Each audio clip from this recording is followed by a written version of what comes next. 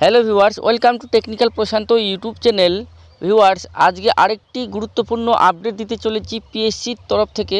এখানে দেখতে পাচ্ছেন পিএসসির তরফ থেকে যে নতুন আপডেটটি বেরিয়েছে, public service commission West Bengal. দেখতে পাচ্ছেন examination for recruitment to the post of sub inspector in the sub deadline food and supply service grade 3 under food and supply department government of West Bengal 2022 অর্থাৎ 2022-এ যে অ্যাডভার্টাইজমেন্ট বেরিয়েছিল সেটা কি লেখা আছে সেটা দেখে নিন। এখানে in compliance with the judgment passed by honourable justice Rajasekhar Mantha of High Court at Kolkata in the matter of Ankush Sarkar and Wares versus the State of West Bengal and Wares in W.P.A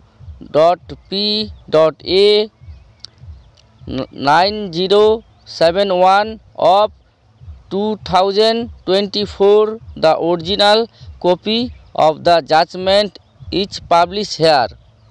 এখানে দেখতে পাচ্ছেন food sub ইন্সপেক্টরের যে পরীক্ষা হয়েছিল সেটার কিন্তু রেজাল্টের উপর একটা স্টে অর্ডার দিয়ে দেওয়া হয়েছে কলকাতা হাইকোর্টের তরফ থেকে।